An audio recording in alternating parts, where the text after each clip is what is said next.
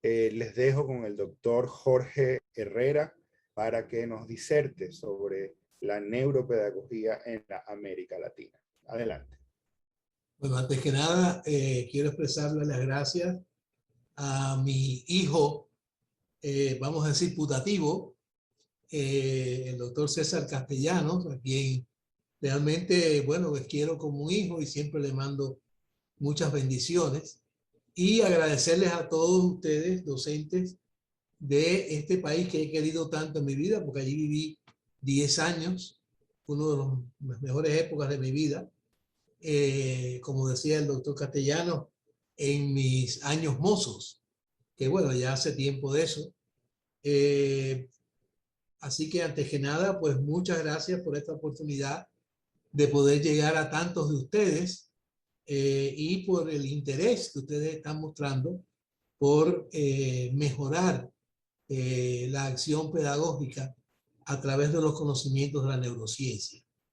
Como les dijo el doctor Castellanos, se me pidió que hablara un poco sobre los avances de la neuropedagogía en la América Latina. Y vamos a ver qué pensamientos podemos compartir sobre este tema tan importante. En primer lugar, nos vamos a referir a los avances tecnológicos que ocurrieron en las décadas de 1980 y 1990. Estos avances nos permitieron poder hacer algo que hasta entonces realmente no podíamos hacer, que era observar el funcionamiento cerebral sin tener que esperar a que los pacientes fallecieran. Es decir, no había que esperar a hacerle la autopsia al paciente para saber qué estaba ocurriendo dentro de su cerebro. Posteriormente al advenimiento de una técnica que ya había estado con nosotros muchos años, que era el electroencefalograma, vino la tomografía axial computarizada, la cual inicialmente nos permitió, por primera vez, tener una especie, vamos a decir, de fotografía del cerebro y, haciendo esto, poder detectar anomalías estructurales. Esto es muy importante, como vamos a ver, porque hay una gran diferencia entre el nivel de estructura del cerebro, funcionamiento del cerebro, son dos aspectos muy importantes, pero son bien diferentes. La tomografía axial computarizada nos permitía, por la primera vez, tener una especie de fotografía del cerebro que nos podía ayudar a detectar anomalías estructurales en el cerebro. Luego, esta tecnología fue seguida por la resonancia magnética, la cual utilizamos hoy en día, y nos permite tomar una especie de imagen mucho más clara de la estructura del cerebro y también detectar anomalías estructurales, presencia de lesiones cerebrales, hematomas, etc. Sin embargo, la tomografía y la resonancia magnética no reflejaban o no reflejan el funcionamiento del cerebro. Más adelante se desarrollaron otras técnicas que estas sí nos han permitido no solamente ver la estructura del cerebro, sino también ver cómo el cerebro funciona.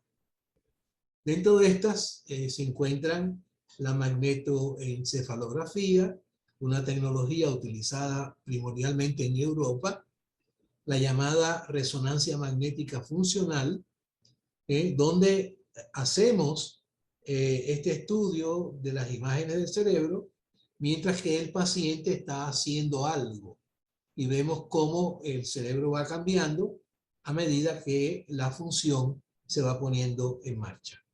Y también tenemos la llamada tomografía computarizada por emisión de un solo positrón, el SPECT, la cual nos ayuda a determinar cuál es la toma de glucosa que hay en diferentes áreas del cerebro a medida que se van ejecutando diferentes acciones.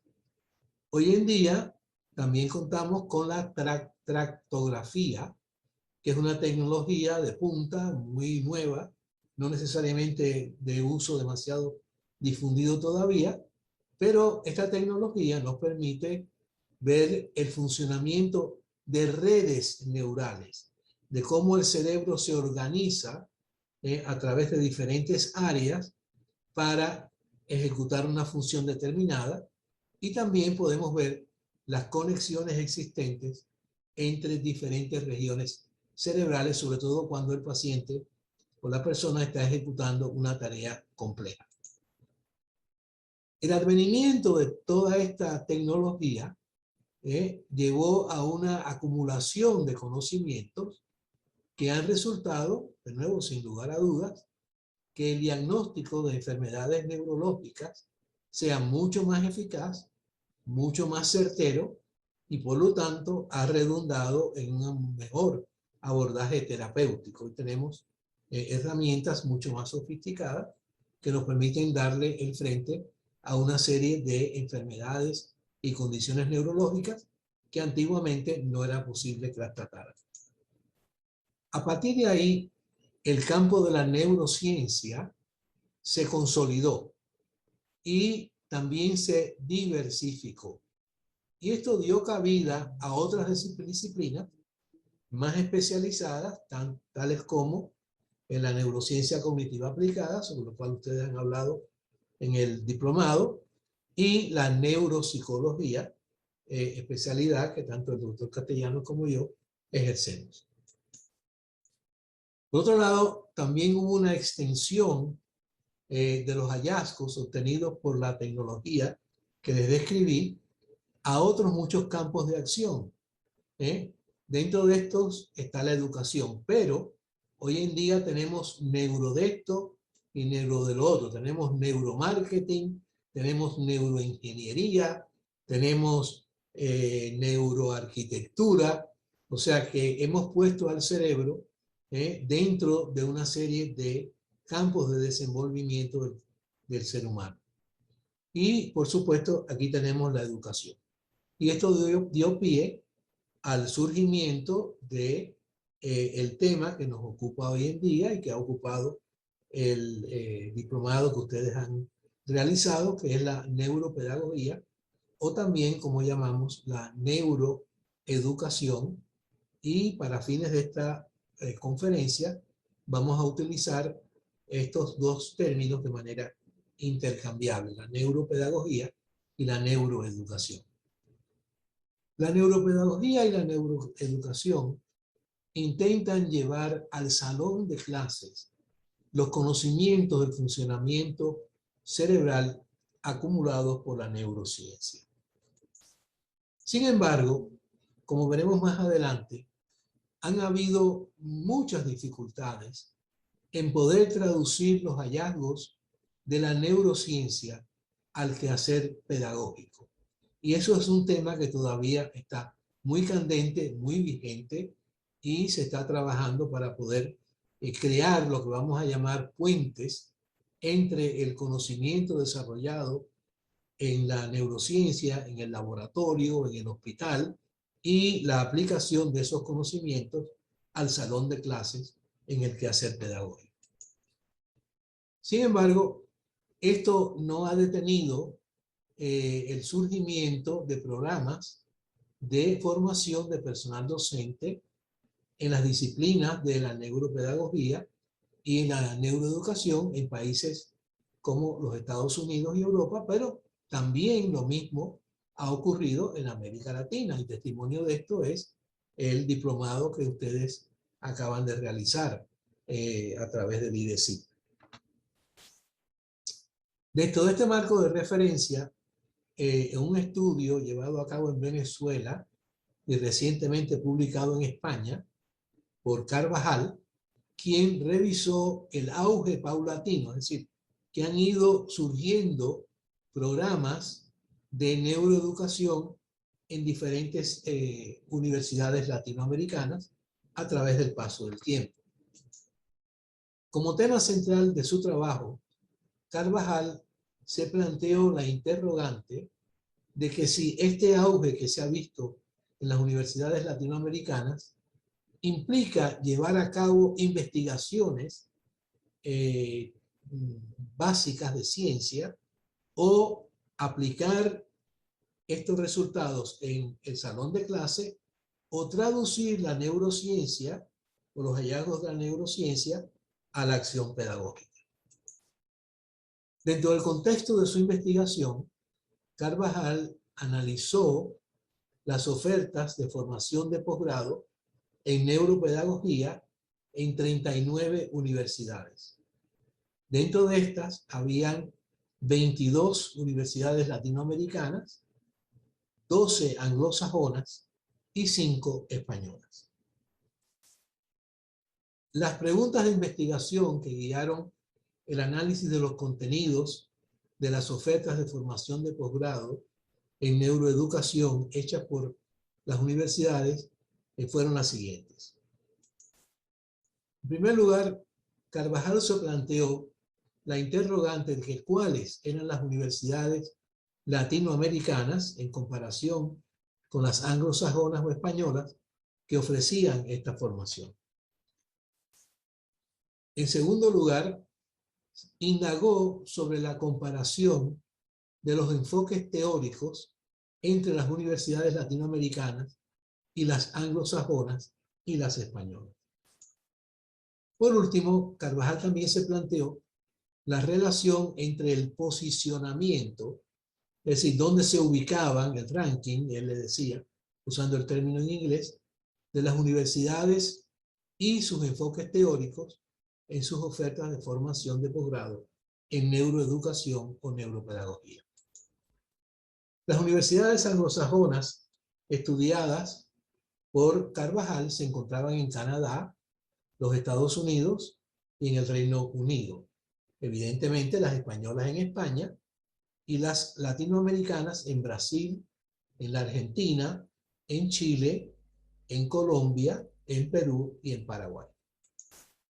De acuerdo a Carvajal, las ofertas de formación de posgrado en neuroeducación eran verdaderamente modestas.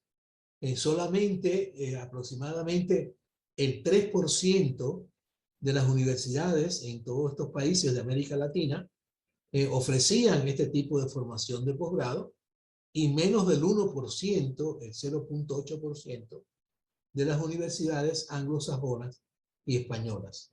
O sea, como ven ustedes, el haber participado en un diplomado como el que ustedes han participado, realmente es, yo diría, un privilegio que ha tenido la República Dominicana a partir de esta iniciativa, porque realmente no es muy frecuente que se ofrezcan este tipo de formación a nivel de la América Latina e inclusive en países como los Estados Unidos, Canadá y Europa. En las universidades latinoamericanas, de los 24 cursos en neuroeducación que se encontraron en las 22 universidades investigadas, el 25% eran maestrías, otro 25% eran especializaciones, y como vemos ahí, la gran mayoría, casi el 38%, eran diplomados y el 12% cursos de extensión. O sea que parece ser que la modalidad de ofertar diplomados en el campo de la neuroeducación, tal como ustedes han participado, es el fuerte de la América Latina. Según Carvajal, este predominio de los diplomados y cursos de extensión marca una diferencia con las universidades que él estudió en los Estados Unidos, en Canadá, el Reino Unido y en España.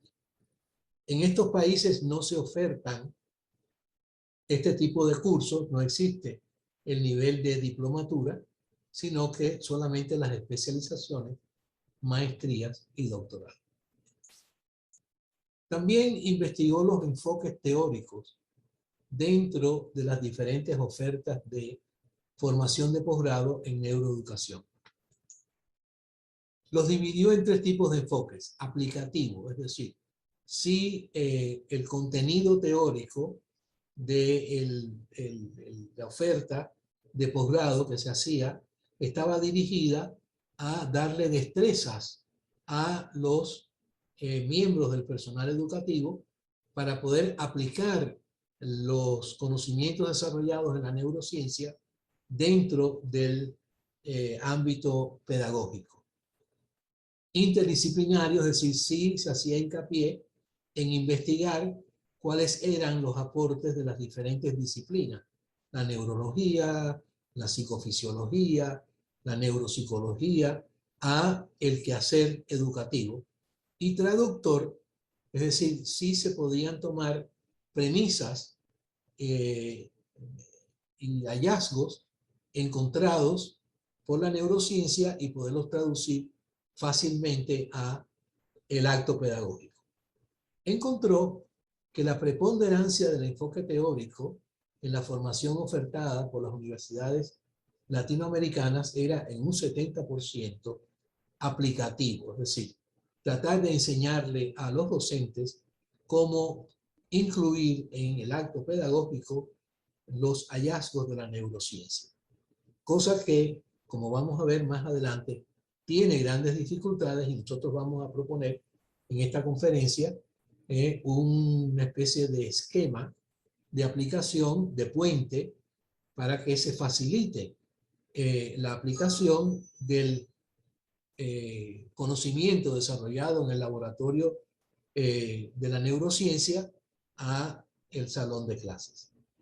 También vimos que el interdisciplinario, el estudio de las diferentes disciplinas, estaba en un 23%. Y por último, el traductor, es decir, el poder, de nuevo, darle cabida a lo que se encuentra en el aula, pero teóricamente, lo que se encuentra en el laboratorio de la neurociencia a lo que ocurre en el aula. Por último, Carvajal también investigó el posicionamiento de las universidades latinoamericanas que ofrecen esta formación de posgrado en neuroeducación. De las 22 universidades latinoamericanas donde se ofrecen estudios de posgrado en neuropedagogía, 5, o sea, el 22%, encontró Carvajal que eran públicas y casi el 80% eran privadas. O sea que todavía la oferta de estudios de posgrado en la aplicación de los principios de la neurociencia y los hallazgos de la neurociencia a la acción pedagógica no se ha fertilizado dentro de las universidades públicas de la América Latina, sino que se mantiene todavía en el sector privado. Dentro del contexto de esta conferencia, vamos a hacernos algunas preguntas. ¿Qué es la neuropedagogía? ¿De qué se trata esto de lo que estamos hablando? ¿Y cuáles son los aportes posibles de la neurociencia a la educación? Y vamos a ver de nuevo, en la segunda parte de esta conferencia, la posible aplicación de modelos de funcionamiento cerebral que nos permitan llevar lo que se ha encontrado en la ciencia básica a la acción pedagógica. Uno de los aportes iniciales a nuestra comprensión de la neuropedagogía o la neuroeducación fue hecho por estos autores Kane y Kane, publicado en 1997. Sin embargo, esto es citado en un artículo mucho más reciente que Ranza Lagarda y Jiménez Peut publicaron en España. Como se dan cuenta, en el año 1997 estaba en el pleno auge el encontrar hallazgos dentro del laboratorio de la neurociencia de cómo funcionaba el cerebro. Y Kane intentaron resumir estos hallazgos en algunos principios básicos que pudiesen guiar su aplicación a la acción pedagógica. Ok, de acuerdo a estos autores, Kane y Kane, surgieron 12 principios básicos de la neurociencia. En primer lugar, el cerebro es un complejo sistema adaptativo. Bueno, nadie discute que el cerebro es complejo. Sin embargo, lo podemos entender. Vamos a tratar de llevarlo a un nivel de análisis donde sea comprensible para nosotros. Y el cerebro es un sistema adaptativo. Es decir, el cerebro intenta vincular al ser humano, y también aquí venimos con el segundo principio, el cerebro es un cerebro social. Es decir, el cerebro en todo momento intenta vincular al ser humano con su entorno, con los demás. Posteriormente vamos a hablar del concepto de inteligencia emocional como algo importante dentro de la aplicación de los principios de la neurociencia a la educación. La búsqueda de significado es innata. Es decir, el cerebro en todo momento intenta entender su entorno, encontrar el porqué de las cosas. Y la búsqueda de significado ocurre a través de patrones. Es decir, el cerebro se organiza para intentar discernir lo que está ocurriendo en su entorno.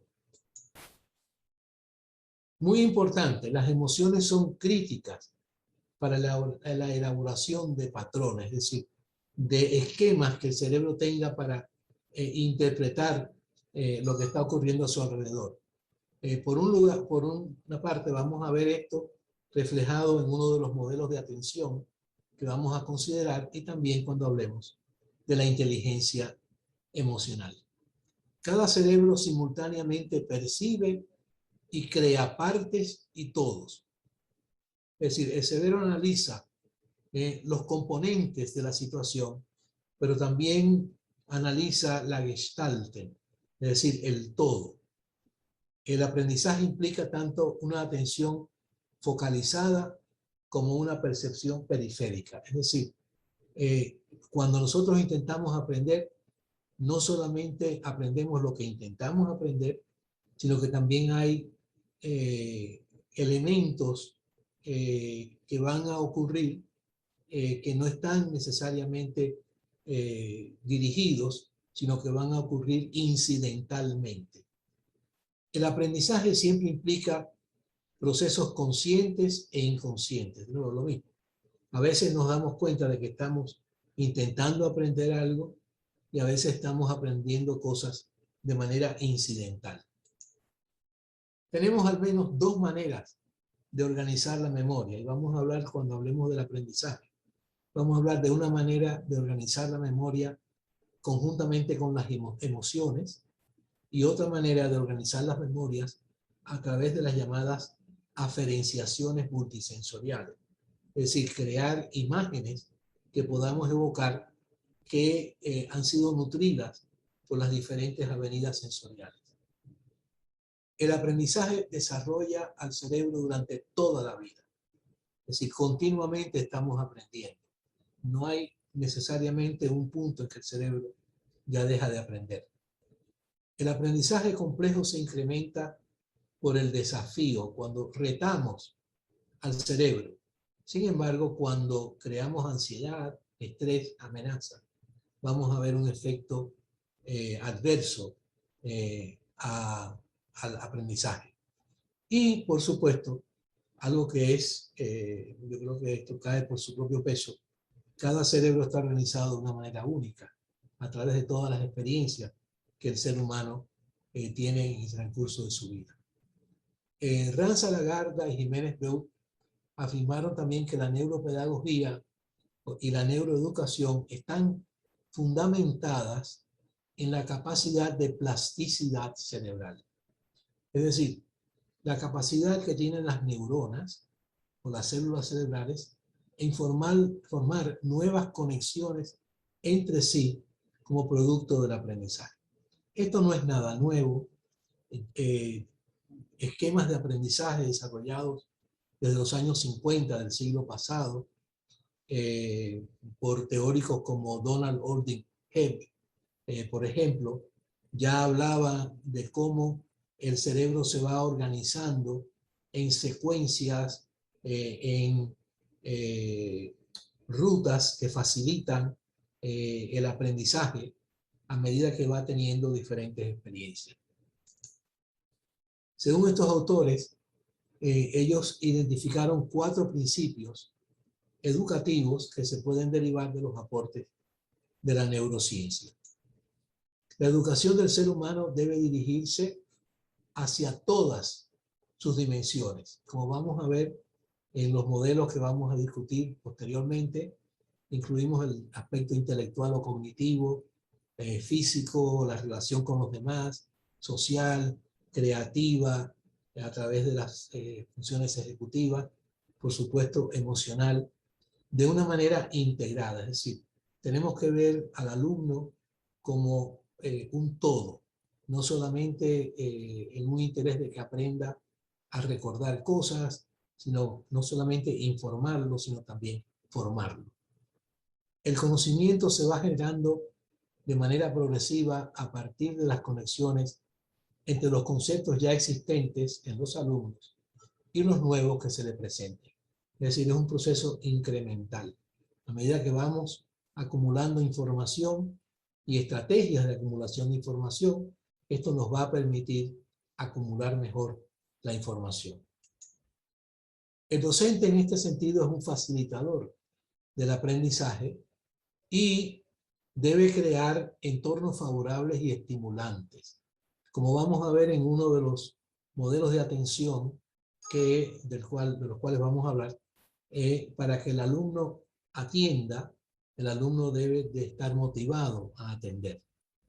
Y por supuesto, el aprendizaje debe ser activo. Necesita la participación de los alumnos.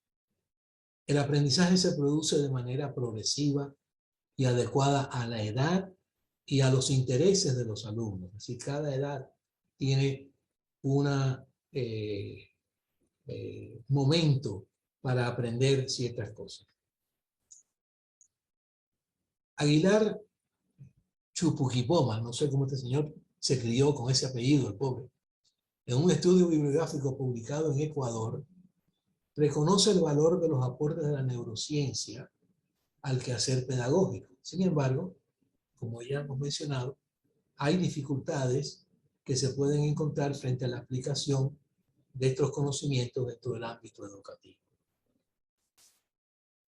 Según este autor, es necesario establecer puentes, es decir, conexiones, vías en que el conocimiento aportado por la neurociencia pueda ser aplicado al proceso de la enseñanza-aprendizaje.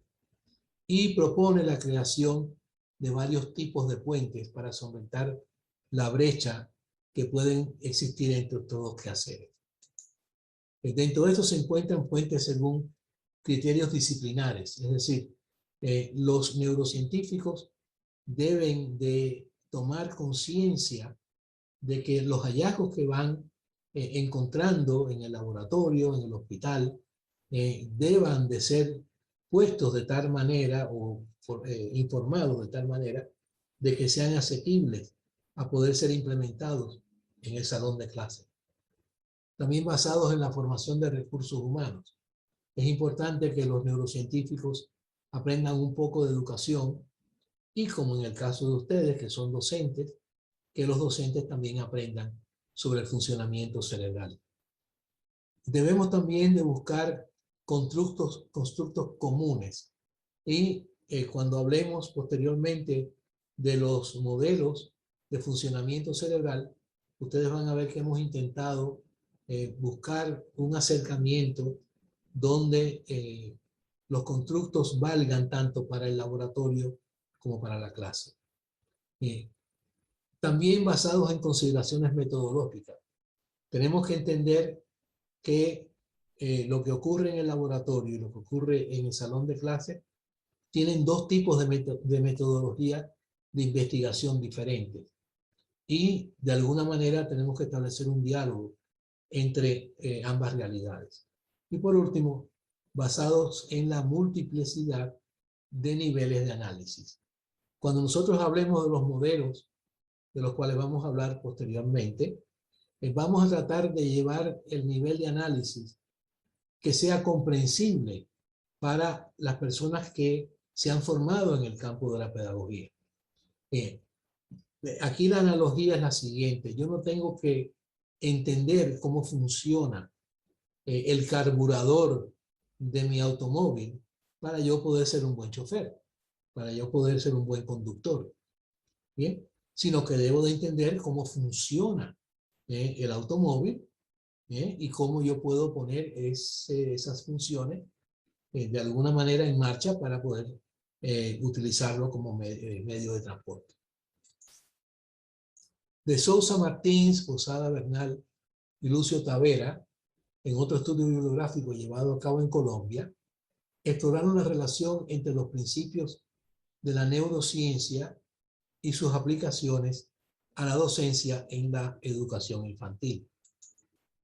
De acuerdo a estos autores, nos dicen, la neuroeducación promueve una opción pedagógica didáctica en la formación integral que involucra la interpretación, la clasificación y la organización del conocimiento por parte de los niños.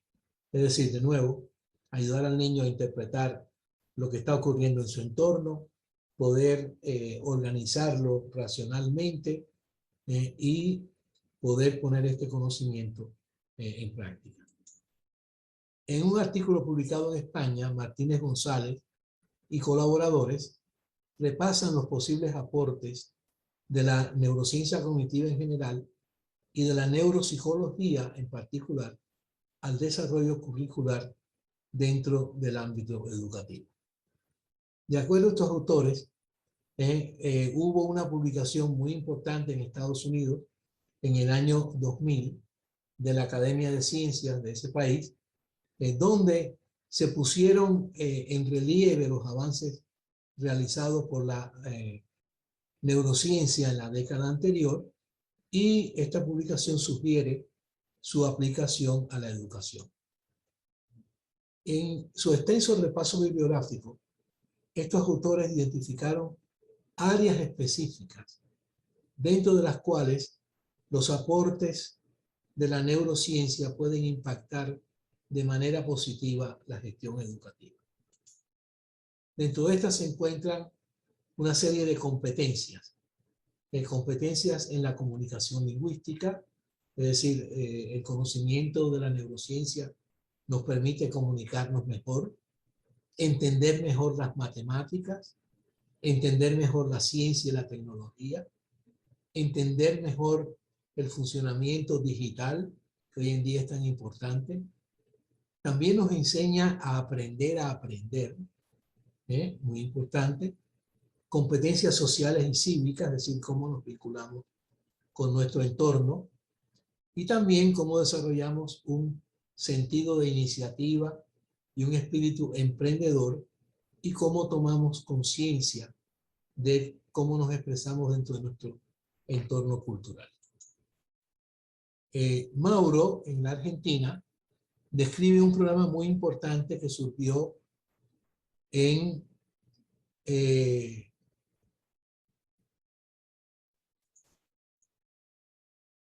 Europa y los Estados Unidos, que se llamó el programa Mente, Cerebro, Educación, como una alternativa al vincular el conocimiento de la neurociencia con el proceso educativo. Y según este autor, según Mauro, este programa desarrollado inicialmente en países anglosajones tuvo un impacto favorable en el quehacer educativo de la Argentina. Yo sé que lo que he dicho hasta ahora es bastante,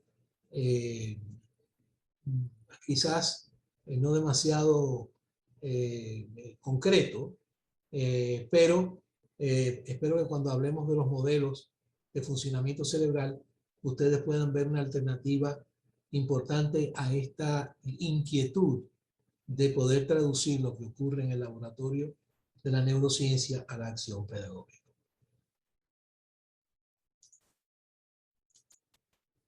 Bien. Otro tema importante es cuándo hacemos la formación en neurociencia cuándo incorporamos la formación de neurociencia a la formación de los pedagogos. Bien. No sé si ustedes están viendo este mensaje que tengo aquí de Leovigilda Mancebo. No, no lo vemos. No lo ven, bueno, pero aquí me interfiere. Ok, con poder ver lo que estoy presentando. Ok. Se ha investigado dónde y cuándo debemos empezar a incluir la formación en neurociencia dentro de la formación del personal docente. Y vemos aquí varias investigaciones. Aguilar Ochoa y colaboradores en México, y Barba Telles, Rodríguez Sotomayor y Tobar en el Ecuador, llegaron a la conclusión de que esta formación sería conveniente y necesaria a partir del nivel de estudios de la escuela normal, es decir, al nivel básico de la formación de los pedagogos. Calzadilla Pérez y Naz Álvarez, en un estudio que llevaron a cabo en Cuba, también abogan por la integración de la neurociencia en la formación inicial de los docentes. Díaz Cabrales analizó mallas curriculares en México, analizó casi 3.000 mallas, 2.891 programas de formación de docentes en México, y reportó que solamente en el 12% se incluían formación en neurociencia.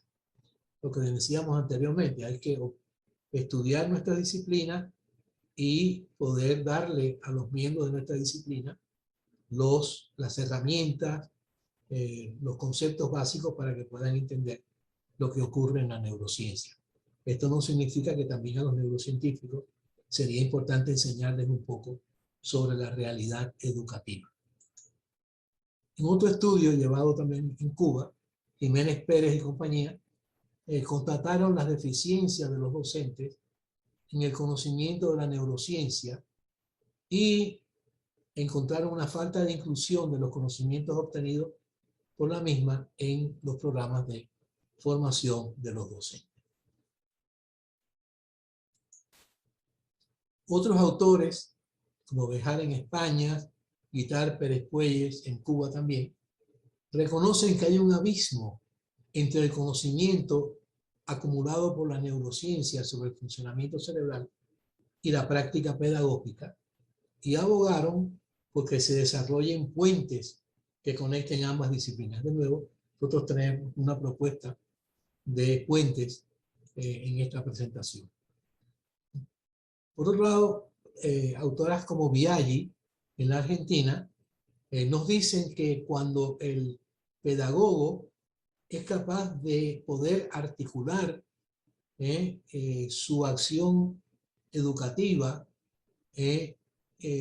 consistente con lo que ocurre en el cerebro, puede dar mejor explicación de lo que ocurre en el acto pedagógico, y esta autora encontró que esto mejoraba el estatus profesional de los pedagogos.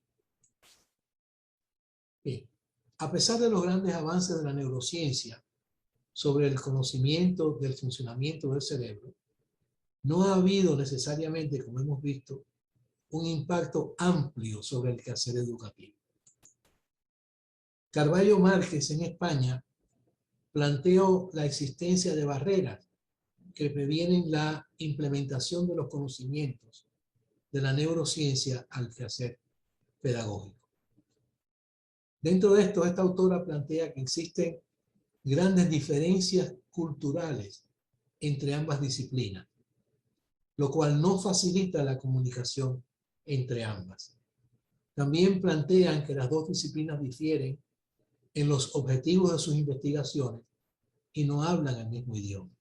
Así que es importante de que los neurocientíficos se acerquen a los pedagogos a los neurocientíficos. Por otro lado, Carvajal Santana reporta en otra amplia revisión del tema que llevó a cabo en Venezuela, que hay ciertas opiniones opuestas a que se integre la neurociencia a la pedagogía. Es decir, hay voces que dicen que no deberíamos de mezclar las cosas. Yo no me voy a meter en ese hoyo de grillos, solamente reporto su existencia. Sin embargo, es importante que este autor dice que a pesar de haber una fuerte corriente a favor de la integración del conocimiento derivado a partir de la neurociencia con el quehacer pedagógico, hay notables diferencias entre la neurociencia como un quehacer descriptivo, natural, existente, y la educación, la cual está destinada a lograr objetivos que algunos autores denominan como artificiales. Me explico. Según este autor, la lo que ocurre en el laboratorio de la neurociencia es puramente descriptivo. Lo que ocurre en el salón de clase es mucho más proactivo. El pedagogo, la pedagoga, tienen que elaborar a diario un ambiente, crear un ambiente que fomente el aprendizaje de sus alumnos. Es un acto mucho más complejo, si se pone a ver uno, que lo que ocurre en las observaciones que hacemos en el laboratorio. Inclusive, autores como Cumpa Valencia, en Perú, después de hacer una revisión sistemática de artículos de investigación publicados en revistas indexadas, encontró que el uso del término o el prefijo neuro es sumamente difundido y aboga porque su uso sea restringido. Es decir, de nuevo, hay de todo, y entre ellos, como decía, hasta el neuromarketing. Lo único que yo llegué a aprender de neuromarketing era que el color rojo era atractivo. Aparte de ahí no aprendí mucho más, pero bueno, eso se lo dejamos a los que saben de ese campo. Jiménez Pérez y Calzadilla Pérez en Cuba y Pallarés Domínguez en España investigaron la presencia de lo que ellos llamaron neuromitos. Es decir, hay muchas conceptualizaciones populares que nos hablan de lo que ocurre en el cerebro. Y realmente estos neuromitos, estos señores han identificado, no están basados en fundamentos científicos constatables y reproducibles. En una de las preocupaciones expresadas por diferentes autores en relación a la neuropedagogía es cuál puede ser el puente, de nuevo, como hemos dicho, entre la investigación llevado a cabo en el laboratorio y su aplicación al quehacer educativo. De nuevo, publicado por Bueno Torrens en España. En este sentido, entran en juego un número de consideraciones importantes. Vamos a pensar. En primer lugar, hay una disparidad, como hemos mencionado, en los conocimientos de los educadores en general sobre el funcionamiento cerebral, tal y como se ha elucidado este funcionamiento por medio de los aportes de la neurociencia, de conocimiento de los neurocientíficos sobre las realidades del muy complejo que es el pedagógico. Dentro de los conceptos básicos de la neuropedagogía y la neuroeducación, la responsabilidad de la utilización de estos conocimientos recae sobre el educador, no sobre los neurocientíficos. Los neurocientíficos describen, aportan y reportan. Sin embargo, es el deber o es el papel del educador tomar ese conocimiento y traducirlo a una acción pedagógica. ¿Cuál puede ser el vínculo que permita que esto ocurra? Nos planteamos preguntas. ¿Qué marco de referencia o qué herramientas pueden tener los pedagogos que les permitan implementar el conocimiento derivado de la neurociencia dentro del complejo contexto del salón de clases? ¿Cuál es el nivel de análisis que les pueda permitir a los educadores implementar estrategias de enseñanza-aprendizaje que estén basadas en el conocimiento del funcionamiento cerebral? Y aquí vemos lo que ya habíamos mencionado con el hecho de poder conducir el automóvil. Es necesario conocer el funcionamiento cerebral a nivel de la neurofisiología o de la ciencia básica para implementar estos conocimientos en el ámbito educativo. Nosotros nos planteamos que realmente no, sino que es suficiente, necesario, pero suficiente que los educadores tengan un conocimiento de los llamados modelos de funcionamiento cerebral que les van a permitir traducir los conocimientos acumulados por la neurociencia a la acción pedagógica. Y en esta conferencia partimos de la premisa de que los educadores no tienen que dominar los conocimientos del funcionamiento cerebral a nivel de las neuronas o inclusive a nivel de las regiones cerebrales o los circuitos neuronales. Durante muchos años, la neurociencia cognitiva y la neuropsicología han desarrollado modelos de funcionamiento cerebral que han sido sumamente útiles en determinar cuál es el impacto sobre la conducta de sus pacientes o sobre la adaptación del paciente al medio circundante. Modelos. Algo sobre lo cual, muy importante, las neuroimágenes, aun aquellas que nos permiten visualizar la actividad cerebral, no pueden aportar. O sea, yo veo que cuando el individuo está haciendo esto, tal región cerebral se activa. Se activa bien o se activa mal si hay una patología. Pero eso no me puede decir a mí cómo este individuo va a aprender a leer, cómo este individuo va a prestar atención, cómo este individuo va a poder discernir mejor. Eso lo vamos a poder ver a través de los modelos de funcionamiento cerebral. La educación es un quehacer eminentemente conductual. El pedagogo solamente puede ver el efecto de su intervención a través de cambios conductuales que se efectúen en los alumnos. El educador no tiene las herramientas para abrir el cerebro o para ver en una resonancia magnética funcional o en un espectro, cosas así, sino que el educador solamente puede medir su éxito por los cambios conductuales que se efectúen en sus alumnos. En esta conferencia proponemos que el mejor nivel de enfoque de los profesionales de la educación frente a los conocimientos desarrollados por la neurociencia está en utilizar los modelos de funcionamiento cerebral como la base de intervención educativa. Vamos a ver algunos de estos modelos ahora. Bien, vamos a abarcar procesos de atención, de memoria y aprendizaje, la llamada asimetría funcional del cerebro, las funciones ejecutivas y la inteligencia emocional. No son los únicos modelos, pero a mi entender son suficientes como para que puedan ser traducidos a una acción pedagógica eficaz. Estos modelos de funcionamiento cerebral han sido sumamente útiles en explicar los fundamentos de una serie de condiciones en las cuales el aprendizaje en la escuela está de alguna manera adversamente impactado. Y dentro de esta vamos a ver los trastornos en el aprendizaje de la lectoescritura, los trastornos en el aprendizaje de la aritmética, los trastornos del espectro autista, el trastorno por déficit de atención e hiperactividad y los diferentes cuadros de discapacidad intelectual. Pero también pueden ser aplicados al desarrollo normativo, a la mejora del aprendizaje dentro del salón de clase. Bien, vamos a empezar en primer lugar por un proceso básico que es la atención.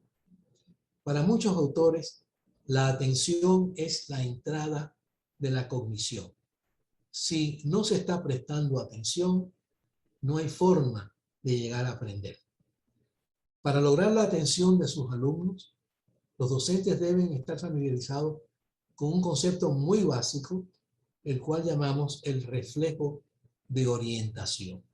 Si yo les digo a ustedes, aquí están mis manos, miren ahora por favor que yo voy a hacer algo con las manos, es muy rápido, presten atención por favor, ¿sí? Y hago, no hice nada, los engañé, pero muchos de ustedes hicieron lo que llamamos el reflejo de orientación, se aprestaron a poder recibir información, inclusive hasta se echaron un poquitito hacia adelante para poder atender. De acuerdo al modelo de funciones cerebrales de Alexander Luria, uno de los padres de la neuropsicología, por medio de este proceso de reflejo de orientación, se presta atención o se apresta al cerebro para recibir información. Y este proceso va a depender, por supuesto, de la actividad o de la activación eléctrica del cerebro, tal y como han visto autores mucho más recientes. Aquí está una fotografía de Luria, Y aquí está el área cerebral. Esto no es tan importante para ustedes, solamente para que ustedes tengan una idea. El reflejo de orientación lo vamos a ver cuando se activa el tallo cerebral. Y posteriormente a la activación del tallo cerebral, de abajo hacia arriba, se activa lo que Luria llamó el sistema activador reticular ascendente, que es un sistema de activación de todo el país, de todo el cerebro. Si usamos un término campesino de la República Dominicana, se alusa el cerebro, se despierta el cerebro. Lo que el poeta Jorge Manrique, poeta español en el medioevo, decía: recuerde el alma dormida. Recuerde, en el español antiguo era despierte. Despierte el alma dormida, avive el seso. Es decir, preste atención. De esta manera, si los docentes desean que sus alumnos le presten atención a algún tipo de material en particular, deben asegurarse de que su reflejo de orientación esté activo y que su nivel de activación cerebral sea adecuado. Si yo estoy aletargado, si yo estoy demasiado activado porque tengo ansiedad, ahí van a haber interferencias con el reflejo de orientación. También es importante que los docentes estén al tanto de que el reflejo de orientación se evoca con mayor facilidad frente a estímulos novedosos. Cuando yo le planteo, le pongo algo atractivo, algo nuevo a los alumnos se van a orientar hacia ese estímulo. Si un alumno tiene un estado de conciencia obnubilado por algún motivo, pues no podrá efectuar adecuadamente el reflejo de orientación y estar listo para recibir la información ofrecida por el docente. Es importante que los docentes estén familiarizados con los diferentes factores que pueden afectar adversamente el que se pueda activar el proceso del reflejo de orientación.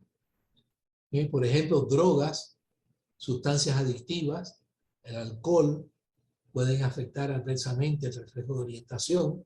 También este puede ser afectado por la falta de sueño, el niño que no está durmiendo bien, factores nutricionales, el niño que no está adecuadamente alimentado, la presencia de ansiedad, el niño que es abusado, maltratado, el niño que teme que el padre le dé golpes a la madre, etcétera. Muchos factores, incluyendo pues, el estrés y la ansiedad, que van a afectar adversamente a que yo pueda dirigir mi atención para que yo pueda estar listo para recibir información. Perdón. Proceso básico importantísimo. Según los modelos de procesos de atención que prevalecen en la neurociencia cognitiva, una vez lograda la activación del reflejo de orientación, van a entrar en juego otros procesos que son parte de prestar atención. Un modelo desarrollado por Alan Minsky y sus colaboradores en el Instituto de Salud Mental de los Estados Unidos habla de 4 subprocesos que componen la atención. Fíjense bien, el reflejo de orientación es solamente el inicio de la atención, es estar listo para recibir, pero no habla de dónde dirigir la atención necesariamente. El primero de los subprocesos que menciona Minsky es enfocar y ejecutar eficientemente. Es decir, este proceso está muy relacionado con las memorias multisensoriales acumuladas previamente. Si yo estoy cruzando la avenida Duarte y yo nunca he visto un automóvil, si yo nunca he visto lo que es un semáforo, yo no le voy a poder prestar atención. No tengo por qué prestarle atención. Es decir, el dirigir la atención, según Minsky, requiere un aprendizaje previo de a dónde yo debo dirigir la atención. Si yo no sé que tengo que esperar a que la luz esté en rojo para los automóviles, y si yo no me doy cuenta de que los automóviles pueden atropellarme, pues yo no les voy a prestar atención. Y por lo tanto, se me va a dificultar muchísimo cruzar la calle. Es decir, se le presta atención a aquello que se conoce y se sabe que hay que prestarle atención. En este sentido, los docentes deben asegurarse de que los alumnos sepan previamente hacia dónde deben enfocar su atención para lograr el aprendizaje. Un segundo subproceso, postulado por Mills y sus colaboradores, es el sostener la atención por un tiempo suficiente para que el aprendizaje ocurra.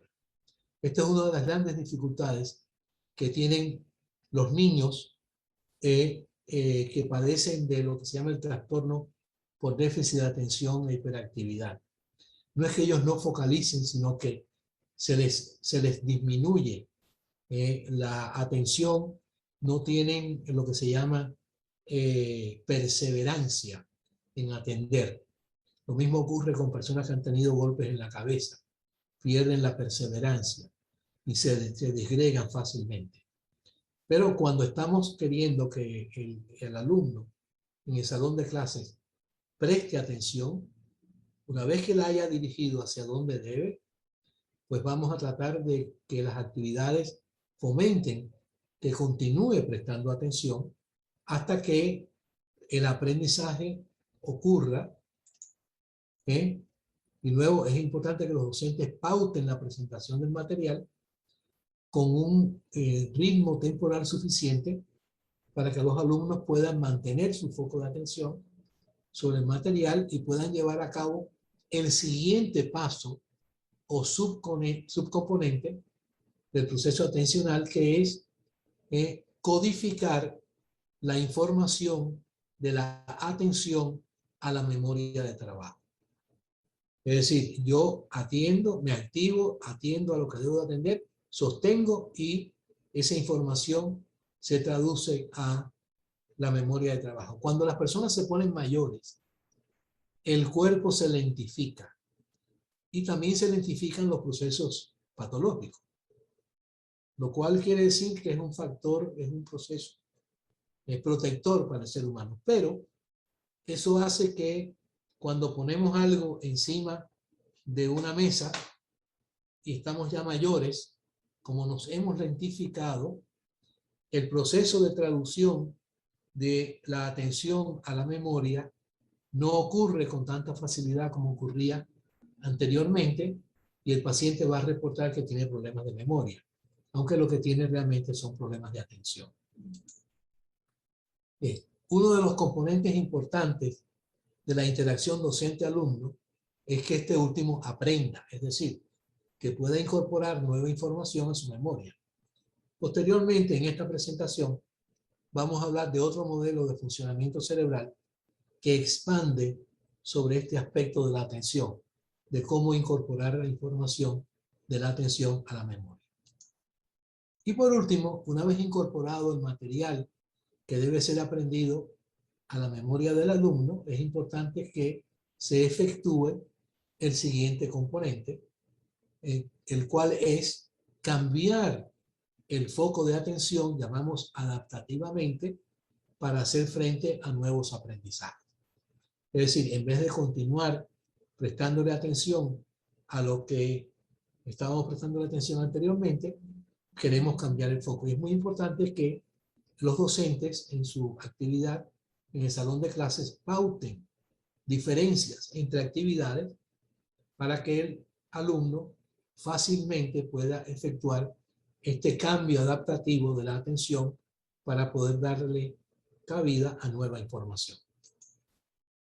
Aquí vemos a Minsky, y aquí vamos a ver un esquema de lo que estábamos hablando hasta ahora. Aquí vamos a ver los 4 procesos: enfocar y ejecutar, que es una combinación del dorado con el que me hizo esto, le llamo esto fucsia, de color fucsia.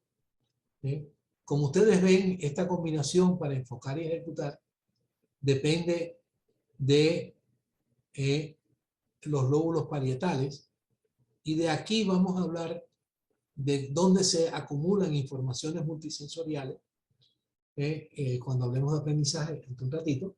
Y de nuevo es importante que el alumno sepa a qué debe de prestarle atención. Luego sostener la atención aquí en el tallo cerebral. Bien, de nuevo codificar información. De aquí vamos a hablar de ciertas estructuras, sobre todo una estructura muy importante que la vamos a llamar el hipocampo, y luego cambiar la atención a partir de los lóbulos frontales. Lo importante no es que ustedes sepan dónde esto ocurre, lo importante es que sepan qué es lo que ocurre. De nuevo, activar reflejo de orientación, enfocar y ejecutar, sostener, codificar la información y después cambiar el foco de atención. Para un componente que el modelo de procesos atencionales propuestos por Minsky y colaboradores no contempla, y el cual debe ser contemplado por los docentes y tomar en cuenta en el proceso de enseñanza, es el componente motivacional. La atención tiene un componente motivacional, como vamos a ver. Esto constituye el tema central de otro modelo de procesos atencionales desarrollado por la neurociencia cognitiva aplicada. Este modelo fue desarrollado por Michael Posner y sus colaboradores en la Universidad de Oregon, en los Estados Unidos. Ahí está Michael Posner cuando era joven. Bien. Al igual que en el modelo propuesto por Minsky, el modelo de Posner tiene un componente de dirigir la atención hacia los elementos relevantes en el medio. Es decir, él le llama orientación. Y otro componente similar al de sostener la atención, el cual Posner llama vigilancia. Es decir, de nuevo, hay que orientar la atención hacia donde debe y hay que sostenerla el tiempo necesario. Sin embargo, hay un componente que Posner introduce que no está contemplado en otros modelos de atención. Y este es lo que se llama la resolución de un conflicto interno. Muy importante. Ojo. Es decir, según Posner, para que la atención se dirija hacia donde se debe dirigir, el individuo, en este caso el alumno, debe de resolver un conflicto. ¿Bien? Vamos a hablar de ese conflicto inmediatamente. Este no es un conflicto interpersonal o del alumno con otras personas, sino que es un conflicto interno. Ocurre dentro del mismo alumno y requiere que el alumno tome una decisión de hacia dónde va a dirigir su atención. De acuerdo a Posner, hay una fuerte tendencia a dirigir la atención hacia donde es placentero o agradable dirigirla y no hacia donde se debe dirigir. Me remito de nuevo al ejemplo de la avenida Duarte. Yo estoy caminando por una de las aceras de la avenida Duarte y en la acera contraria veo a mi amigo, a mi hermano menor, el doctor César Castellano. Y tengo el impulso de darle un abrazo, de saludarlo, de estar con él, de hablar con él, y me lanzo a cruzar la calle. Le estoy prestando atención, dirigí mi atención hacia el doctor Castellanos, me orienté hacia él, enfoqué, estoy sosteniendo la atención, sé que es él porque ya lo identifiqué, pero si yo no le presto atención a lo que debo de prestarle atención, que es el tráfico de la avenida Duarte, los cambios en el semáforo de las luces, pues posiblemente nunca voy a llegar intacto a poder juntarme con mi buen amigo y hermano, el doctor Castellano. ¿Bien? Porque no le presté atención a lo que debo de prestarle atención. Y ese rejuego entre lo que me place, lo que me refuerza y a lo que debo de prestarle atención va a estar siempre presente en el proceso de enseñanza-aprendizaje. De nuevo, es ahí donde la decisión que el alumno debe de tomar es para que el alumno dirija su atención hacia donde el docente espera que éste la dirija.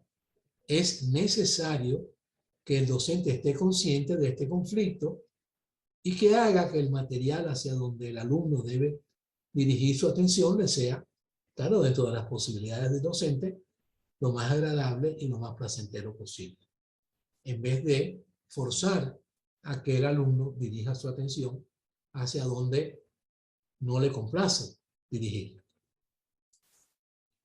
Este modelo explica muy bien por qué alumnos que tienen problemas de prestar atención en clase, inclusive aquellos diagnosticados con trastorno por déficit de atención e hiperactividad que tratamos nosotros en nuestra institución, al igual que individuos que han tenido traumatismos craneoencefálicos, golpes en la cabeza. Y nosotros utilizamos rehabilitación cognitiva basada en computadoras que le plantean situaciones similares a juegos o a videojuegos al individuo, y esto fomenta a que podamos mantener su atención captada, ¿verdad? En el más tiempo posible.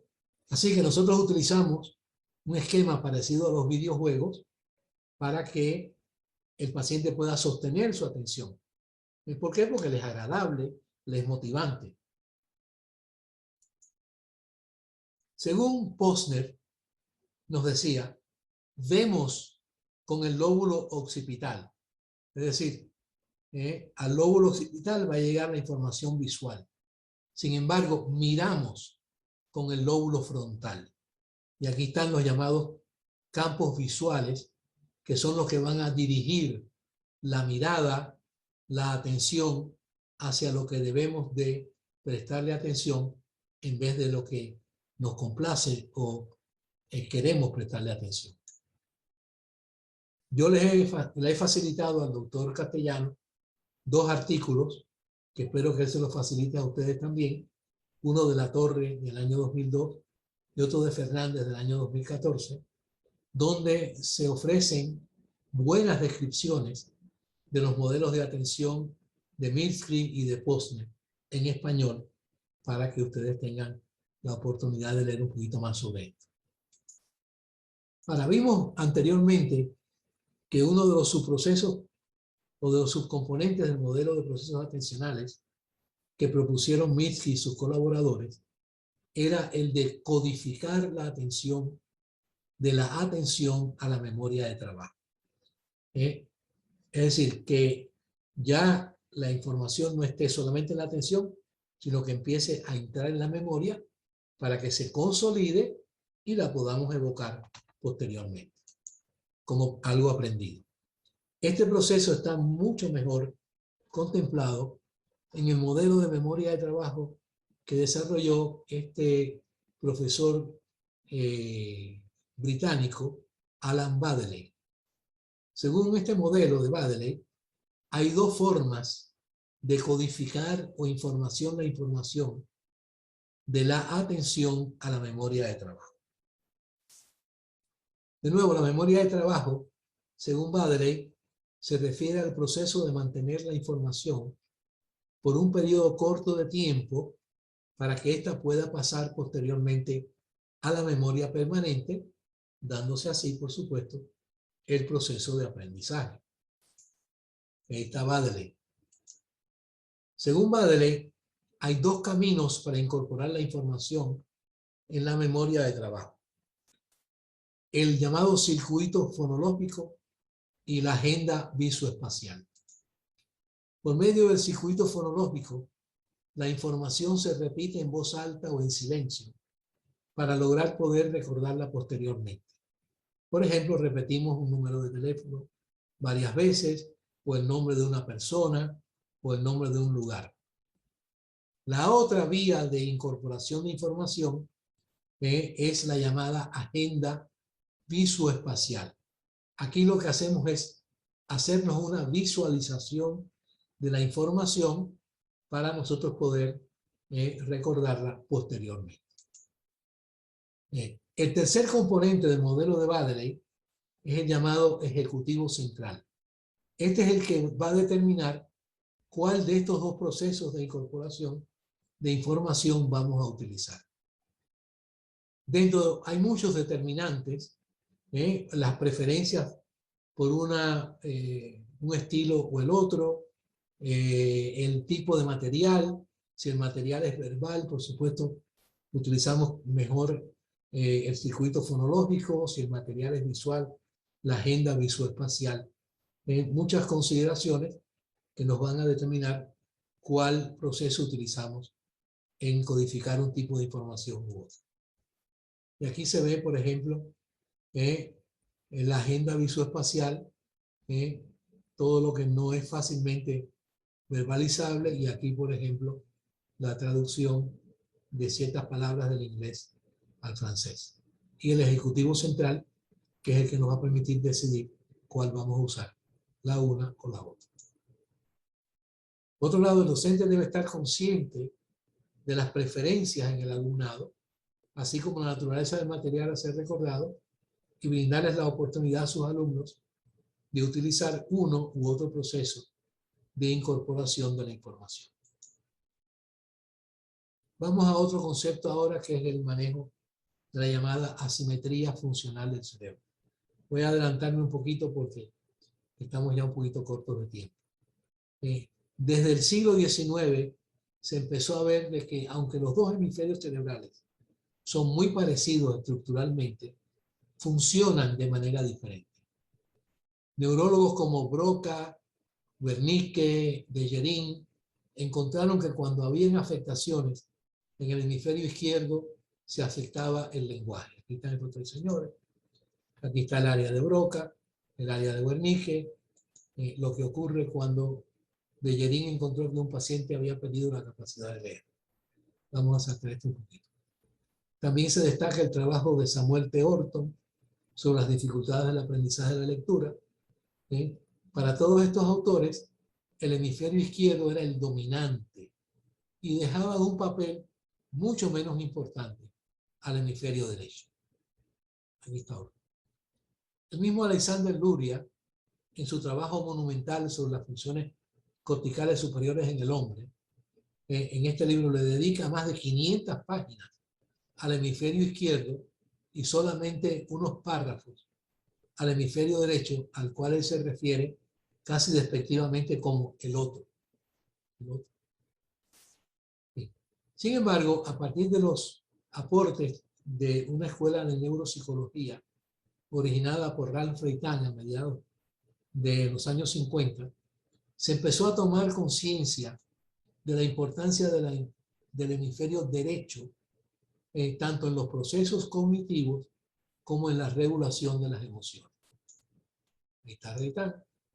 Y hoy en día denominamos esto la asimetría funcional del cerebro. Es decir, hay funciones mejor manejadas por el hemisferio izquierdo y hay funciones mejor manejadas por el hemisferio derecho, pero los dos van a tener impacto sobre el funcionamiento cognitivo. También el derecho sobre el funcionamiento afectivo o emocional. ¿Bien? De nuevo, el lenguaje conlleva de suyo un componente de orden. De nuevo, no es lo mismo sol que los, y no es lo mismo tener una familia en La Mancha que una mancha en la familia. ¿Bien? El lenguaje, en el lenguaje sí, el orden de los factores altera el producto. ¿Bien? Sin embargo, al hemisferio derecho hoy en día le atribuimos la función de manejar información que se ha presentado de manera simultánea o global. Por ejemplo, las matemáticas, leer mapas, etc. De acuerdo a los postulados de la asimetría funcional del cerebro, como ya hemos hablado, el hemisferio derecho también es responsable por el procesamiento de las emociones. Aquí hay dos conceptos importantes que podemos aplicar a la docencia: la dominancia y la preferencia hemisférica. Todos los seres humanos nos hemos encontrado que somos dominantes de un hemisferio o del otro.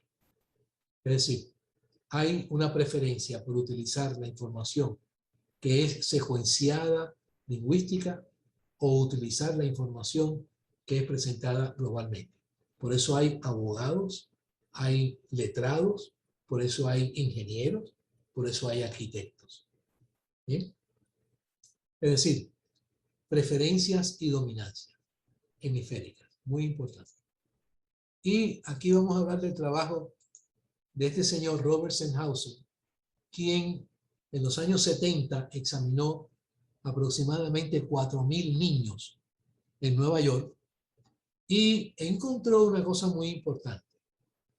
La mitad de los niños y niñas tenían preferencia hemisférica izquierda. Es decir, cuando ellos evocaban la información, la evocaban lingüísticamente, la evocaban ordenada y secuencialmente. Sin embargo, el otro 50% de los niños tenían, y las niñas tenían, dominancia o preferencia hemisférica derecha. Cuando evocaban la información, la evocaban visualmente, la podían ver, la podían visualizar. Sin embargo, cuando estudió los niños en aulas de niños con discapacidades en el aprendizaje, encontró que el 70 a 80% de esos niños tenían preferencias hemisféricas derechas y solamente el 20 o 30% utilizaban el hemisferio izquierdo como preferente. Cuando investigó a una gran muestra de maestros, encontró lo contrario.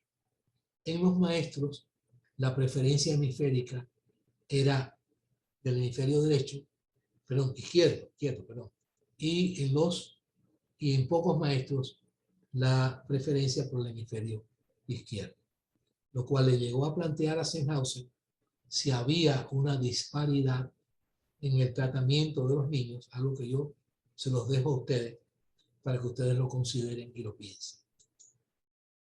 Bien. Hay otros autores que hablan de 4 en vez de 2 hemisferios. 2 hemisferios corticales, 2 hemisferios límbicos. El sistema límbico es el sistema emocional. Esto lo voy a saltar. Lo pueden leer. Ya le facilité la redacción de la conferencia al doctor Castellano para que la postee. Bien. Bueno, gran parte de lo que nosotros hacemos en la educación la hacemos para que el alumno aprenda, para que incorpore nueva información en su memoria. Bien, vamos a ver que hay 2 tipos de avenidas o de posibilidades para que la información se incorpore y se guarde en la memoria. Una de ellas es vinculando la información con aspectos emocionales. Y esto, según nos decía este famoso neurocientífico Antonio Damasio, la neuroeducación defiende que la clave está en asociar el aprendizaje a emociones positivas, como es la emoción de aprender y de querer aprender.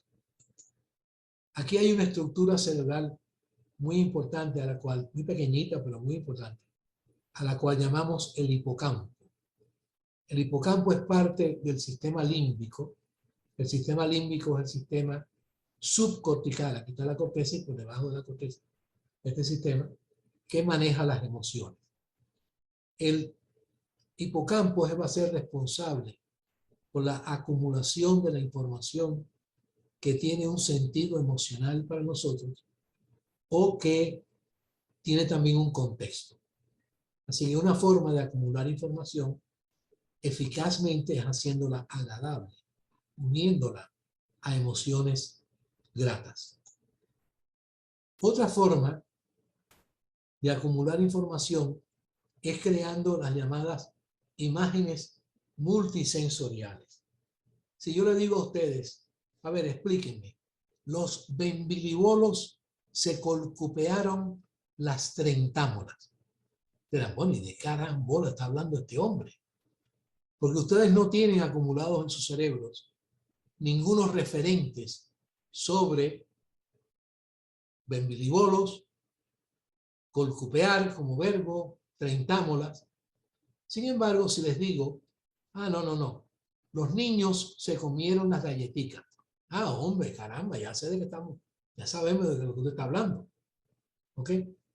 Nosotros, por ejemplo, evocamos muchas imágenes multisensoriales y a veces el discernir si una imagen es real o no, no es fácil. Por ejemplo, en el campo de la hipnosis, hacemos ejercicios de evocación de imágenes multisensoriales que están guardadas en ciertas regiones cerebrales, en memoria, como por ejemplo el concepto del gato.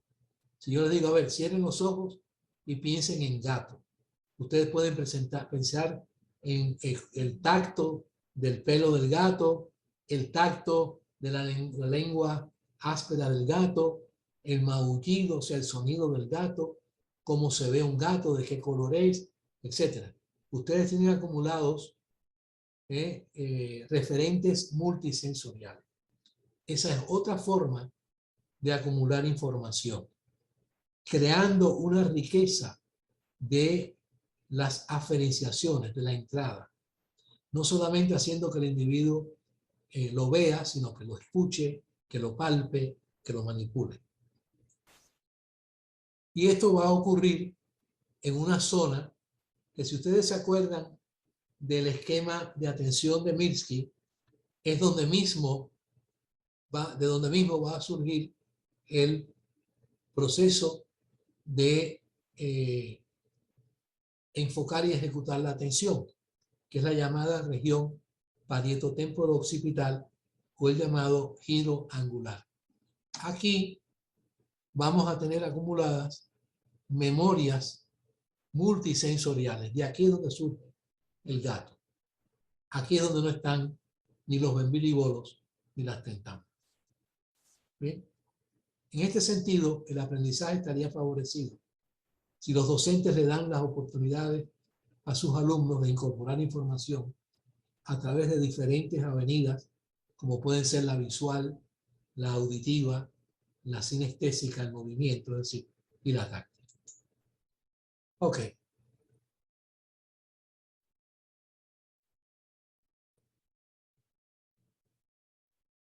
También el estrés es importante en el aprendizaje, el aspecto emocional. Estos autores, investigó el efecto de los exámenes. Y para resumir esto, cuando se crea un poquito de ansiedad, se facilita la adquisición de la información. O sea que plantearle que el alumno va a ser examinado, si el examen no es punitivo, si el examen no es tan difícil que no pueda ser realizado con éxito, con un nivel de estudio razonable, bueno, pues ya eso es aparte, eso va a crear estrés. Sin embargo, el estrés y la ansiedad van a interferir con la evocación de la información. Si bien puede facilitar el aprendizaje, puede también interferir con que uno pueda acordarse de las cosas adecuadamente. Este es un balance que todo pedagogo debe tener en mente cuando maneja a sus estudiantes. Y un alto nivel de estrés va a afectar y va a dañar inclusive la estructura del hipocampo y va a ser nocivo para el aprendizaje. ¿Sí? El quehacer pedagógico, y ya vamos terminando, no solamente se limita a informar, sino que también tiene aspectos formativos. Uno de los aspectos formativos que maneja la neurociencia son las llamadas funciones ejecutivas. Es decir, las funciones ejecutivas son aquellas que nos enseñan a discernir, a monitorizar el éxito de nuestras acciones, a formarnos metas. Bien, es decir, no solamente el aprendizaje va a ayudarnos a acumular información, sino también nos va a ayudar a poder vincularnos más exitosamente con nuestro medio ambiente. Una de las primeras funciones ejecutivas que debemos de desarrollar, sabemos que se desarrollan en los niños en muy temprana edad, es lo que se llama el control inhibitorio. Es decir, la tendencia a no responder sin pensar. ¿Bien? Si alguien me da un golpe, yo le doy. Tú me diste, yo te doy. No, pero espérate. Si yo mido 3 pies y tú mides 6 pies, si yo peso 80 libras y tú pesas 200, y si tú eres boxeador, karateca y además judoka, y yo no sé nada de eso, bueno, a lo mejor no es tan adaptativo de que si tú me diste, yo te dé. Tengo que pensarlo, tengo que ponderarlo, y ahí vienen las funciones ejecutivas. Bien, este es todo un campo en el mundo de las neurociencias, es decir, cómo el individuo planifica, cómo el individuo utiliza, sobre todo lo que se llama la corteza prefrontal, la parte de adelante de su lóbulo frontal, para pensar. Nosotros hemos hecho investigaciones, hicimos una investigación recientemente publicada, en la cual medimos el nivel de inteligencia y las funciones ejecutivas de una muestra de pacientes que habían tenido traumatismos craneoencefálicos. Se habían dado golpes en la cabeza. Y el doctor Castellano fue el coautor de esa investigación. Y encontramos una alta correlación entre la inteligencia y las funciones ejecutivas. Es decir, son campos muy hermanos, muy paralelos. Es decir, actuar con inteligencia. O sea, que la educación no debe solamente llenarnos de conocimientos, sino también de enseñarnos a discernir. Ahí está Russell Barkley, uno de los primeros autores que habló del control inhibitorio. Y ahí vemos la corteza prefrontal, que es la parte verde de este esquema. De aquí van a surgir las intenciones. Este es el ejecutivo o el director de la conducta, y todo lo demás del cerebro va a estar a su servicio. Hay una demencia que se llama la demencia frontotemporal, donde se afectan estos procesos y el individuo tiene conductas desinhibidas, inclusive hasta conductas sexualmente inapropiadas, etc. ¿Bien? Así que vemos, por ejemplo, la capacidad para discernir, formular intenciones, planificar para conseguir las metas, formular abstracciones, capacidad de verificar el éxito, etcétera, etcétera. Ahí está el Conan Goldberg, que es uno de los pocos estudiantes de Luria que quedaban. Uno de ellos que quedaba era nuestro amigo, el doctor Alfredo Ardila, quien desafortunadamente falleció en enero pasado, que era estudiante directo de Luria. Estas se pueden desarrollar desde la primera infancia.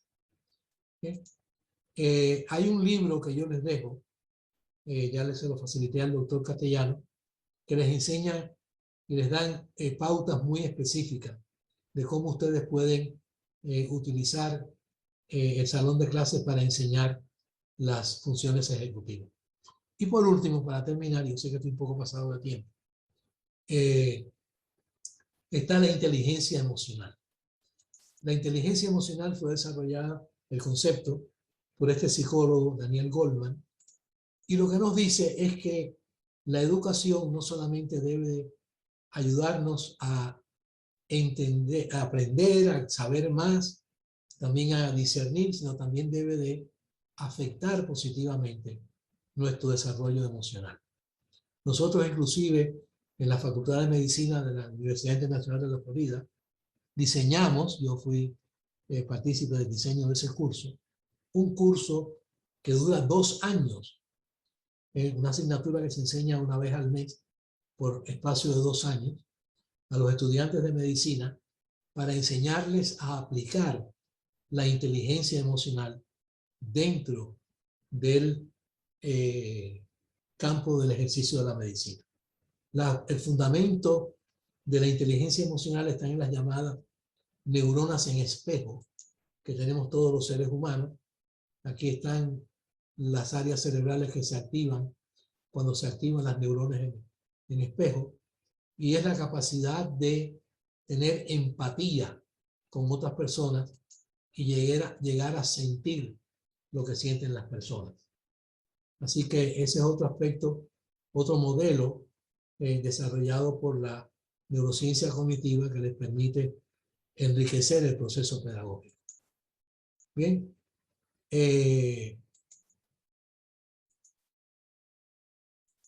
Pero también se puede desarrollar en los maestros. ¿Bien? Y hay una vinculación muy importante entre la inteligencia emocional y el éxito académico. Estudios citados en el texto, que ustedes pueden leer si acceden al texto de la conferencia, nos dicen que cuando los alumnos que tienen mejor rendimiento académico tienen mejor inteligencia emocional. ¿Okay? Bueno.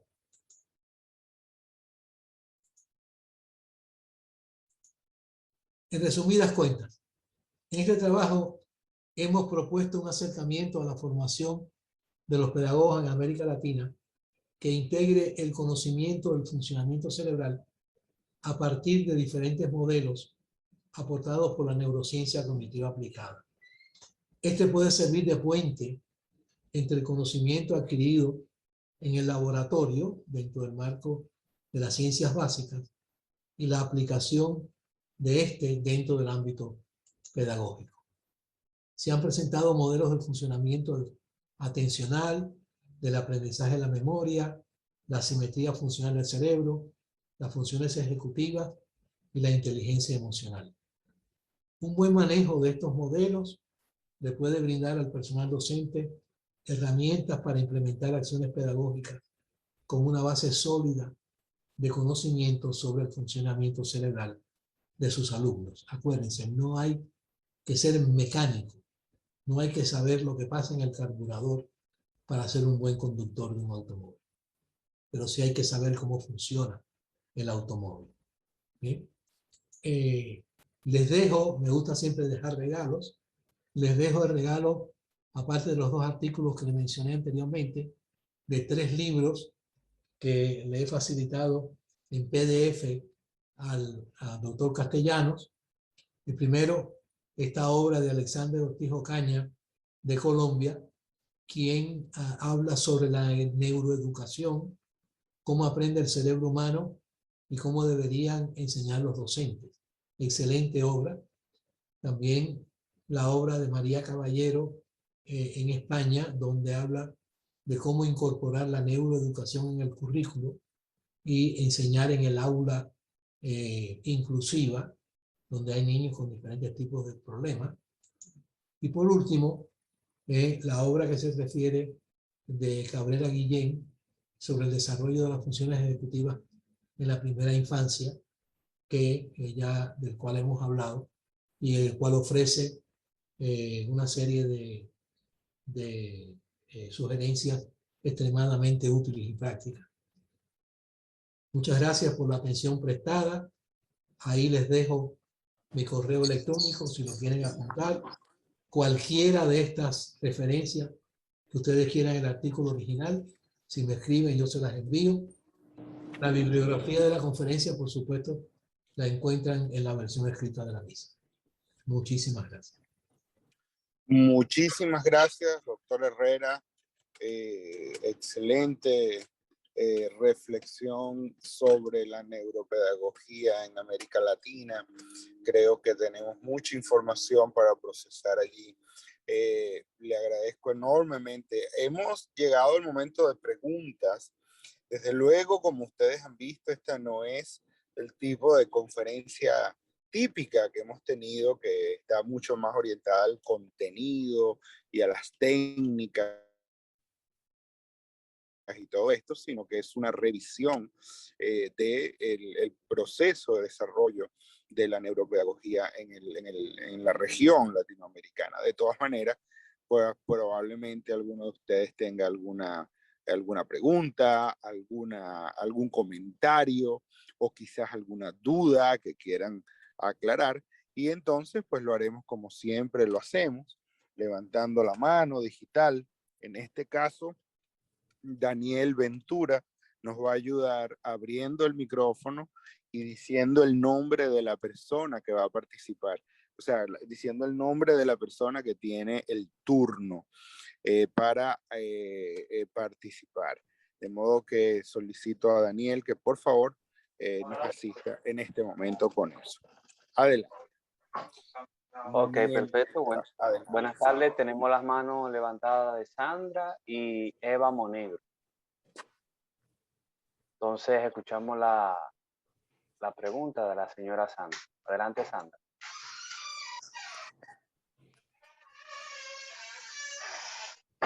Sandra.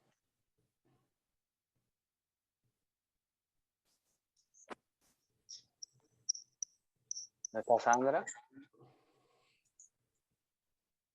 Pues escuchamos entonces a Eva.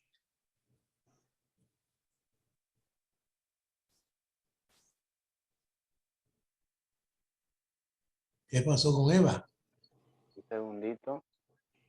Bueno, bajaron la mano. A ver, ¿qué más?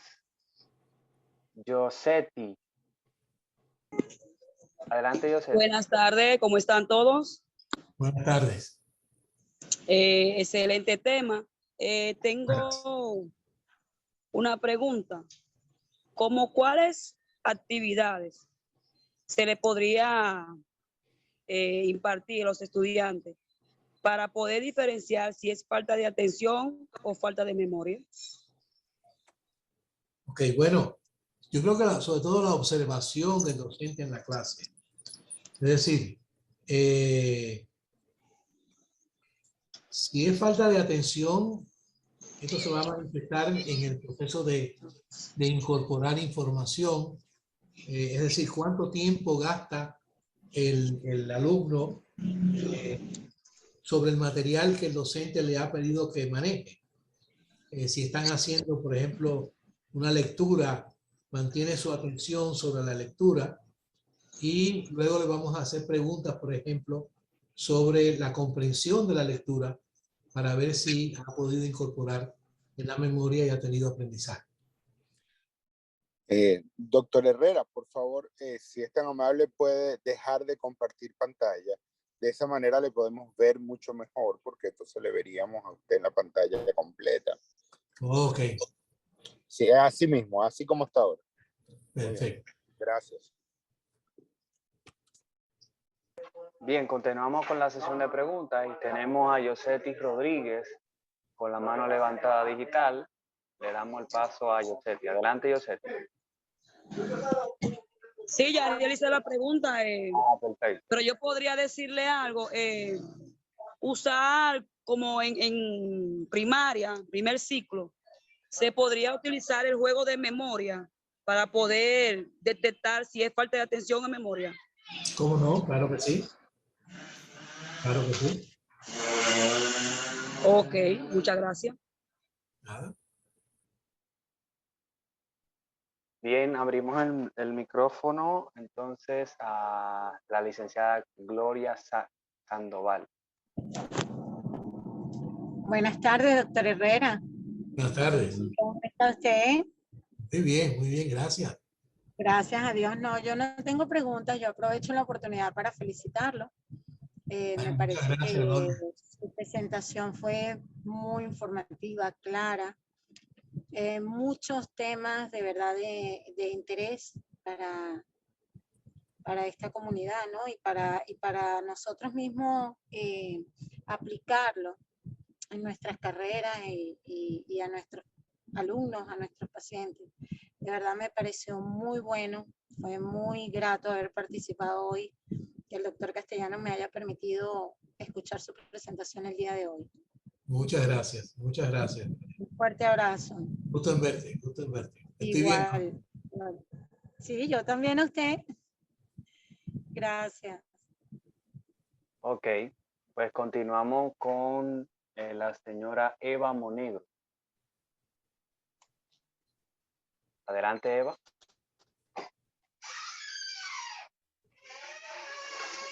Eva Monegro. ¿Está? Muy bien, excelente. Yo tengo una pregunta, y de hecho la hice por escrito. ¿Se escucha o Sí. se está escuchando? Pregunta, y de hecho la formulé por escrito, porque después de las 6 de la tarde se pone muy inestable, la plataforma nos saca con mucha frecuencia y esto en algunos momentos nos hace perder el hilo. Pero sí pude apreciar la participación en la exposición del doctor, sobre todo cuando estaba refiriéndose a lo que son nuestras neuronas espejo, y me viene a la memoria, y es mi inquietud, saber si es posible que nuestras neuronas espejo puedan percibir el estado de esto que en algunas ocasiones nosotros estamos con un estado de ánimo muy estable, muy pasivo o muy orientado, muy enfocado, y de un momento a otro, cuando entramos en contacto con alguna persona, o se nos cae el ánimo o nos sentimos menos acogidos, menos cómodos, donde hay alguna persona como con una forma diferente. Esto podría pensarse que es responsabilidad de las neuronas espejo.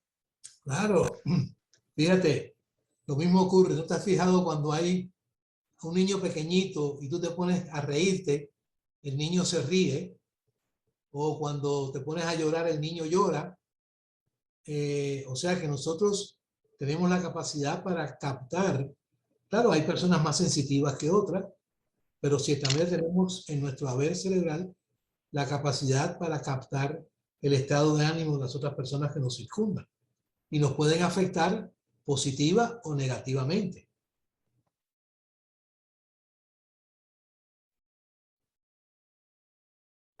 Bien, tenemos por aquí también a la joven Gaudí Quineo. Abrimos el micrófono a Gaudí. Bendiciones, buenas noches. Buenas noches, Gaudí.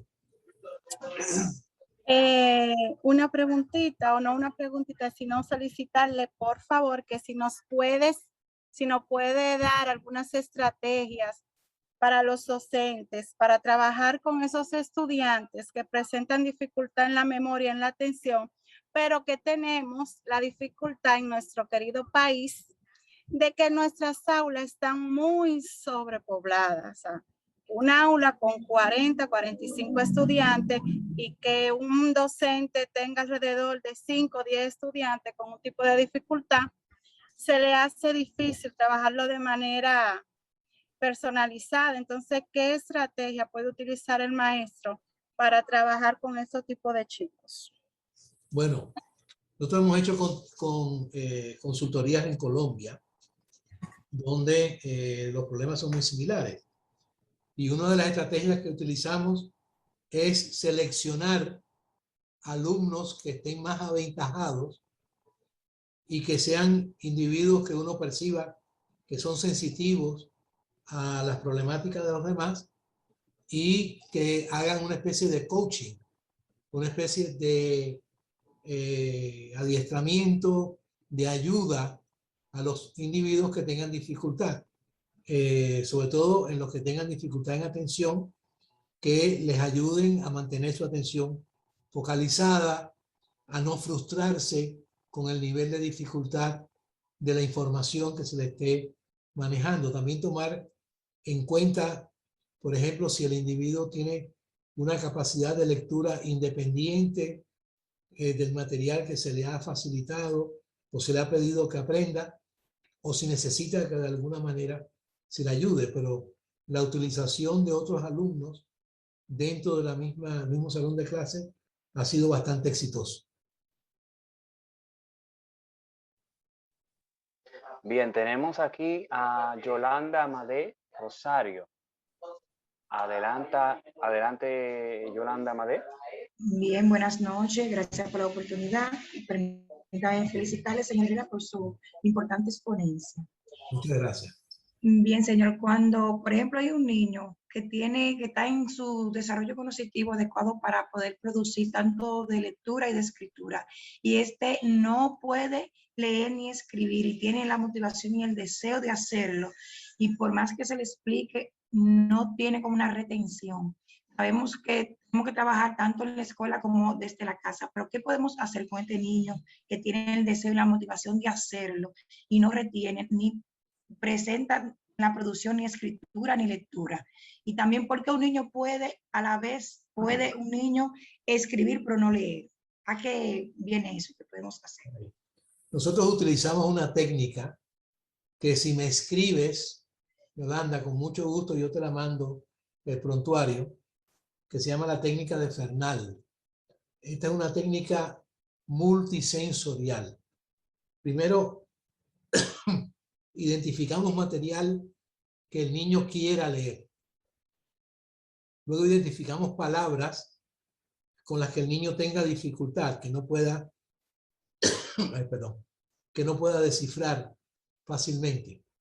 Y creamos unas tarjetas, usamos lo que en Santo Domingo se llama EGA, para escribir la palabra de cursiva, le ponemos algún tipo de arenilla, esperamos a que se seque y hacemos una llamada aferenciación múltiple.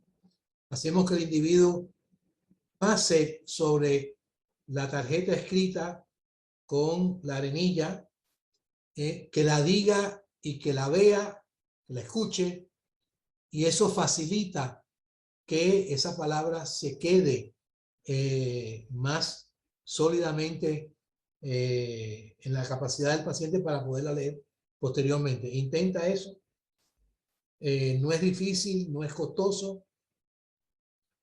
Lo que nosotros hacemos es que cortamos los folders, los cortamos en 6 y hacemos las tarjetas y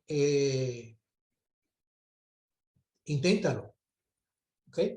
Si me escribes, con mucho gusto yo te mando todo el prontuario para que lo puedas hacer, las instrucciones de cómo hacerlo. Bien, doctor, por último tenemos una pregunta escrita que creo que alguien, yo creo que ya está respondida, pero voy a leerla. Dice, ¿cuáles actividades se pueden realizar para determinar cuando un niño tiene falta de atención o falta de memoria? Esto pues se lo escribió Matilde Lizardo. De nuevo, yo creo que hay que observar al niño, primero para ver si tiene problemas de atención, cuánto tiempo, qué porcentaje del tiempo que debe estar manejando. O sea, una estrategia que se ha utilizado muchas veces en este campo es ir a un salón de clases y observar qué porcentaje de los niños están trabajando sobre el material que el docente ha pedido que se trabaje. Si es un solo niño, podemos observarlo y ver si el niño se mantiene el tiempo suficiente y necesario sobre el material o si se distrae con facilidad. Hasta qué punto, por ejemplo, un ruido que los demás niños pueden ignorar hacen que el niño desvíe su atención. Si el niño es inquieto, si el niño se levanta del escritorio y no está sentado el tiempo necesario. Y luego también, eso es para ver los procesos de atención. Para ver los procesos de memoria, lo podemos poner a leer, aprenderse un material y luego preguntarle sobre el material para ver si el niño lo ha incorporado o no. Bien. Bueno, son las 6:30. Creo que ya estamos justo en la hora para cerrar. Vamos a agradecer al doctor Herrera por su participación en este encuentro de hoy para, digamos, en cierto modo, cerrar lo que es ya el ciclo de nuestro diplomado, pero quisiera comentar a todos los que están en la sala que aunque hoy es nuestro último encuentro de clases, no acabamos. Ustedes siguen en los grupos de WhatsApp con las tutoras, porque vamos a estar todavía mandando algunas asignaciones. Tenemos que pedirles también algunas evaluaciones y todavía nos quedan un par de semanas de trabajo conjunto con ustedes.